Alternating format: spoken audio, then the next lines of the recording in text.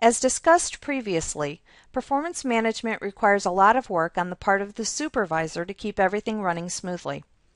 So what happens when you have an employee who is unable to meet performance expectations? Well, that is where your EMR specialist and a performance improvement period and performance improvement plan come into play. The performance improvement period and plan, also known as a PIP, is the process supervisors go through when they actually have an employee that is performing at an unacceptable level. Be advised, though, you shouldn't wait until the end of the rating cycle to document unacceptable performance. It is best to act when you first notice the employee is having problems.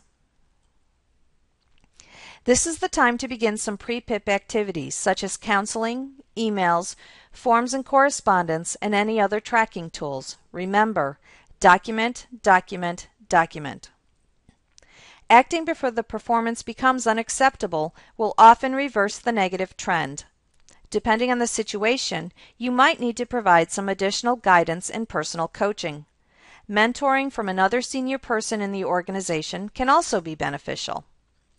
On-the-job training or some other type of informal training may also allow the employee to achieve an acceptable level of performance.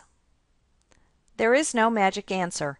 Each employee and each situation will have its unique dynamics, and there is no one preset time frame in which you should expect to see improvement.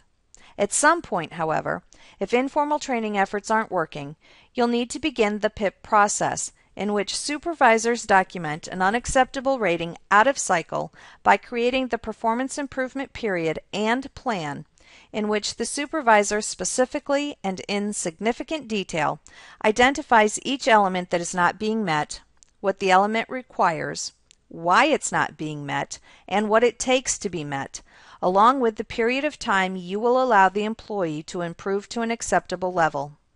While the PIP may be as few as one element, all elements or selected elements can be included. The supervisor is required to meet with the employee at least bi-weekly to provide intense, documented feedback to the employee.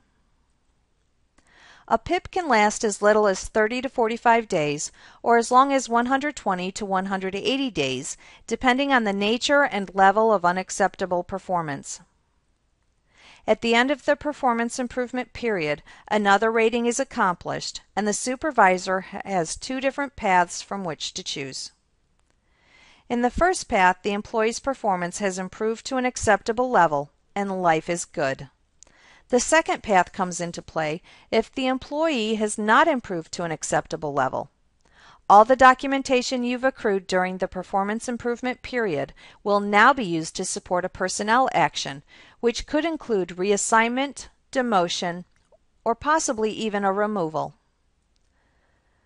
The entire process is extremely time-consuming, so it should be reserved for employees who are in over their heads, those employees who are not demonstrating the capability of performing to an acceptable level in their present position.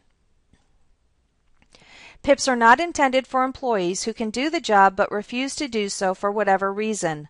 This is a different issue altogether, and a supervisor's reaction will need to be based on the situation.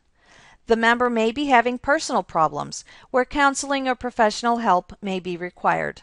However, some of these situations need to be settled through disciplinary actions. Please refer to the information provided on disciplinary actions, also found in this module.